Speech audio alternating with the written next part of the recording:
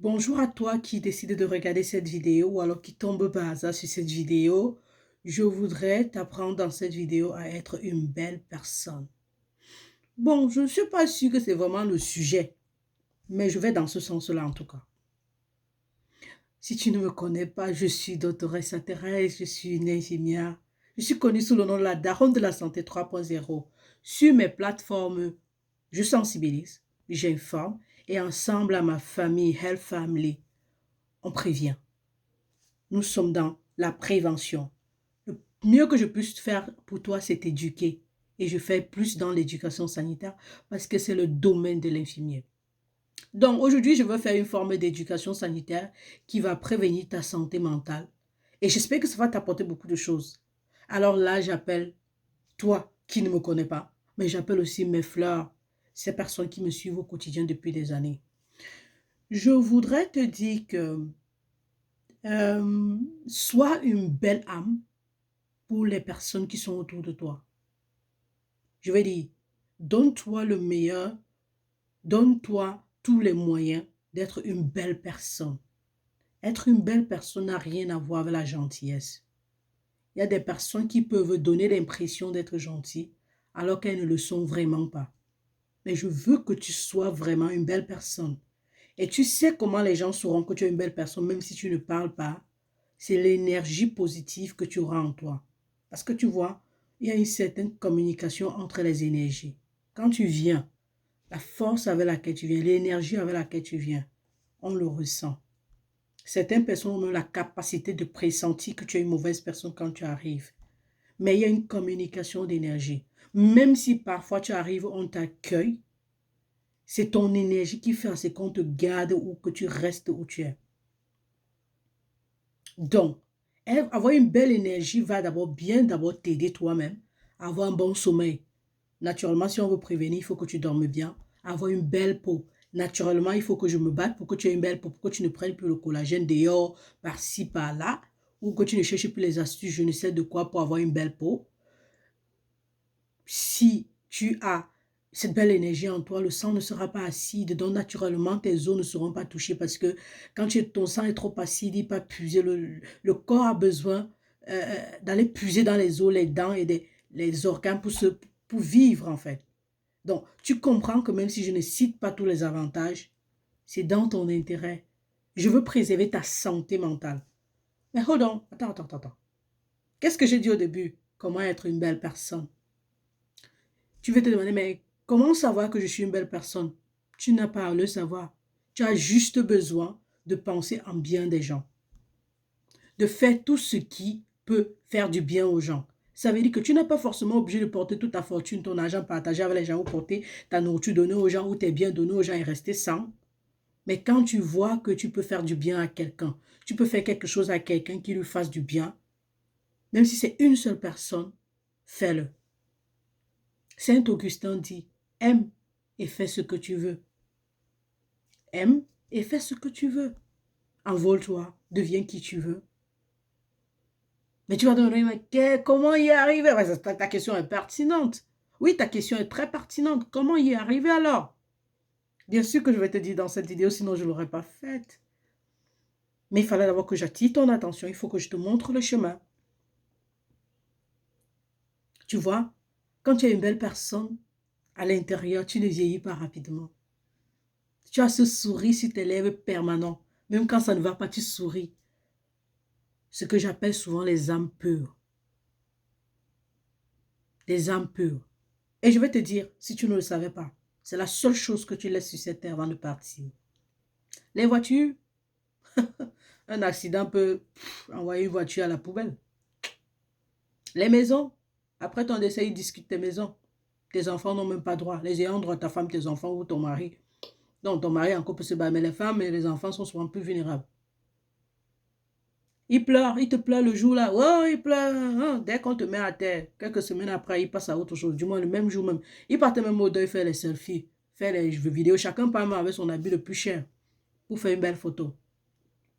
Tu sais, ceux qui ne vont jamais t'oublier, ce sont des personnes à qui tu as donné le sourire. Ces personnes vont prier pour le repos de ton âme.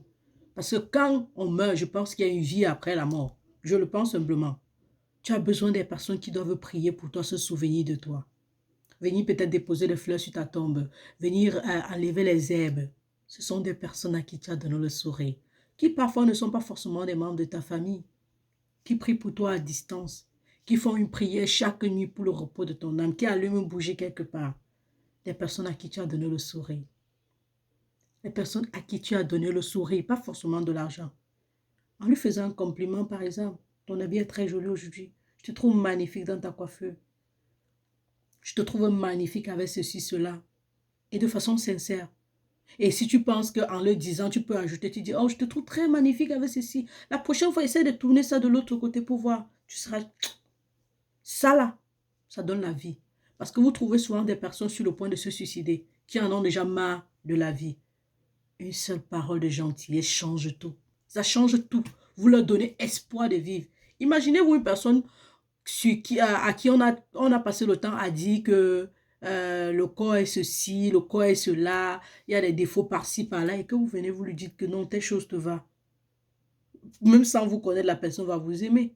La personne va prier pour vous, même si la personne ne vous revoit plus jamais. Donc, soyez des belles personnes. Non seulement ça vous range, je vous ai dit, ça vous range, ça vous donne le sommeil, tout ce qui soit, mais l'après-vie est très important.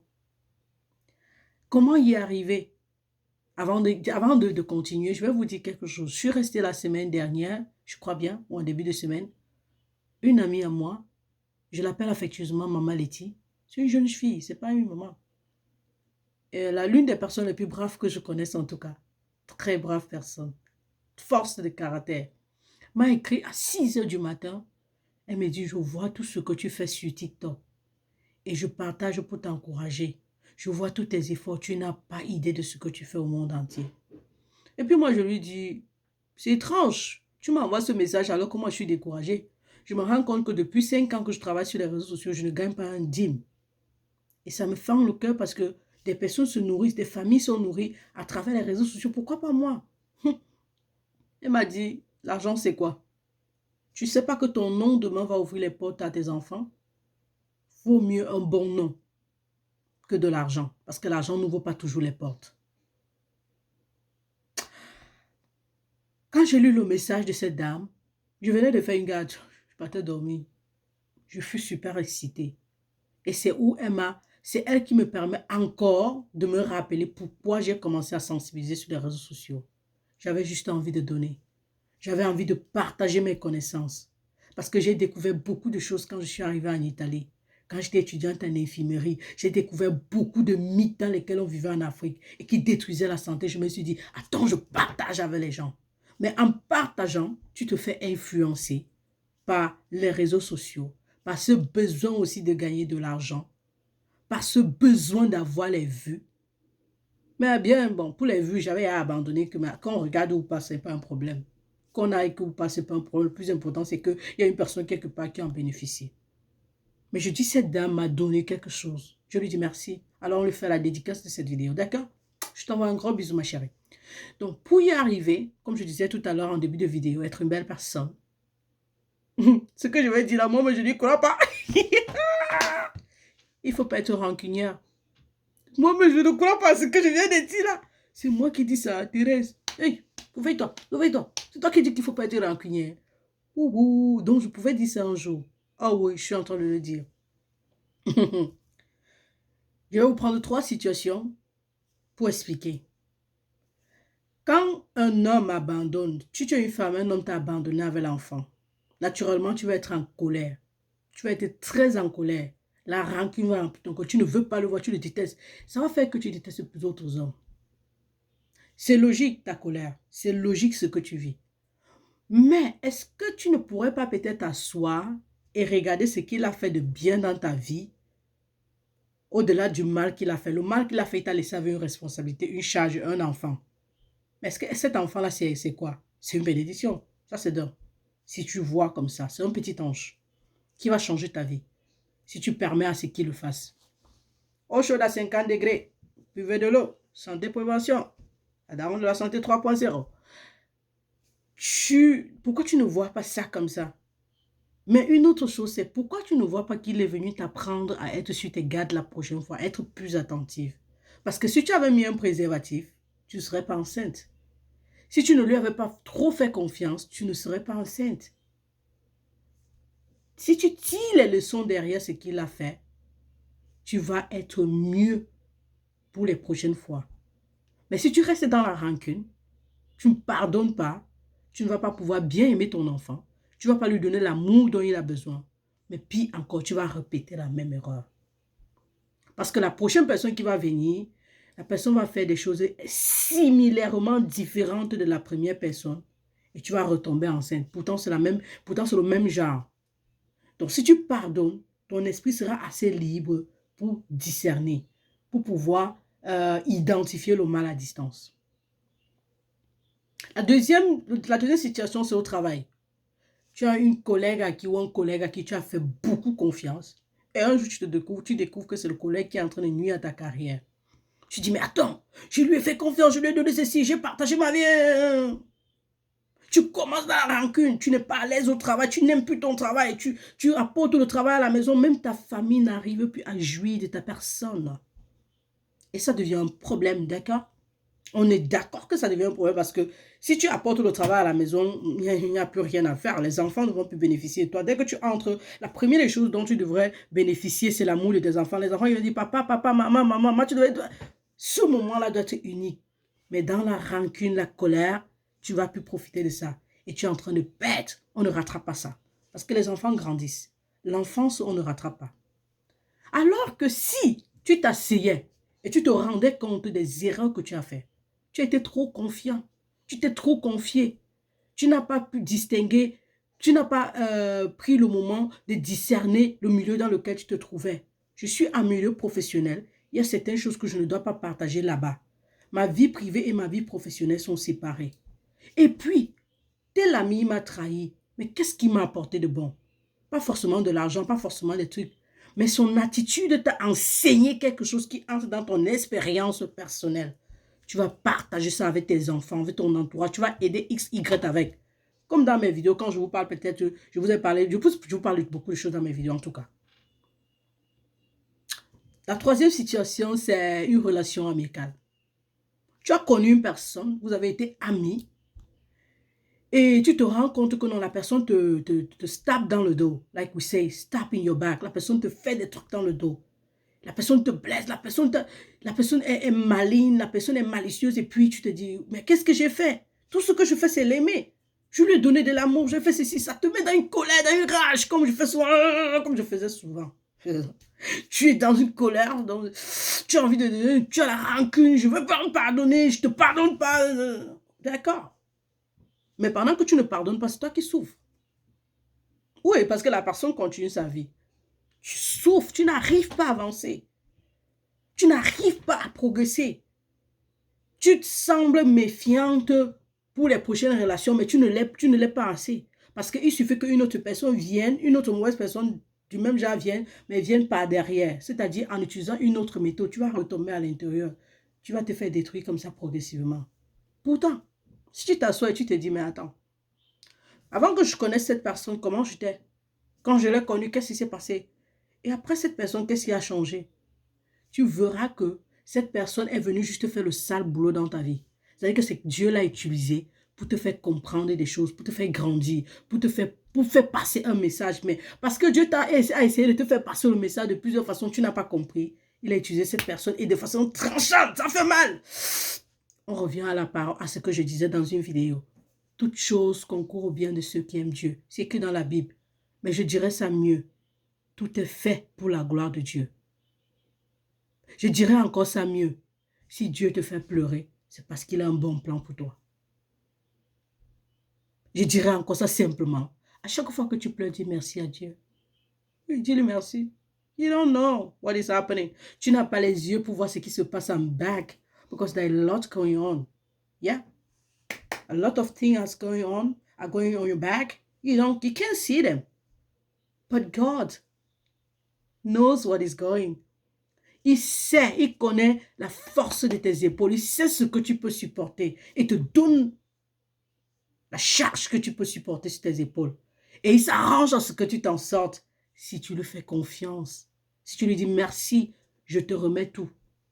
Envoie ton esprit me guider. Envoie ton esprit m'accompagner. Protège mes enfants. Envoie ton esprit sur mes enfants. Donne-moi la grâce d'être un bon parent. Donne-moi la grâce d'être une bonne amie. Donne-moi la grâce d'avoir une belle âme. Donne-moi la grâce d'être le sel et la lumière dans la vie de ceux qui m'entourent. Donne-moi la grâce d'être. Donne-moi la grâce. Il va le faire. Et tu vas t'en sortir. Je parle de ceux qui sont chrétiens. Mais peu importe le Dieu que vous priez, parlez à ce Dieu-là. Je ne vous dis pas d'aller dans les églises, dormir là-bas, parce que vous allez dormir là-bas et tout sera résolu. Non. La foi chrétienne ne se trouve pas forcément dans les églises. Je suis chrétienne catholique. Mais je ne peux pas vous dire que c'est parce que quelqu'un parle à l'église que la personne est chrétienne, ou la personne a la foi chrétienne, ou la personne a la crainte de Dieu. C'est pour ça que je vous parle de développer votre âme et être une belle personne. Ça, c'était un. Donc, tout à l'heure, quand je citais les 3 situations, c'était pour vous faire comprendre. Si vous avez bien compris, c'est que la vie est un train, c'est un bus, ou même un avion. C'est un moyen de transport. À chaque station, quelqu'un descend. Cette personne-là qui est en train de descendre dans votre vie, laissez la personne partir. Donnez-lui l'opportunité de partir. Accompagnez la personne avec vos prières. Et je vais vous dire quelque chose de moi, mais je ne crois pas toujours. Priez pour vos ennemis. Ça, c'est ma mère qui m'avait dit, ma mère, tu racontes quoi? Priez pour vos ennemis. Ça vous donne la paix. Donc, parce que la vie est un bus, c'est un train, vous laissez des gens partir. Vous allez arriver à destination avec 1 ou 2 personnes. C'est suffisant. Mais quand ces personnes descendent du train, elles laissent une place vide. Il y a une saleté là. Nettoyez cette saleté. Ne gardez pas la saleté. Sinon, l'odeur sera juste invivable. C'est ça que je suis en train de dire en fait. Ne pas être rancunier. Restez en prière. Ça, c'est la deuxième astuce. La prière, comme je l'ai dit tout à l'heure, ce n'est pas forcément dormir dans les églises. Merci Seigneur pour ton amour. Merci pour cette nouvelle journée. Merci pour ceci, cela. Je te confie mon âme, je te confie mon esprit. Envoie ton esprit me guider.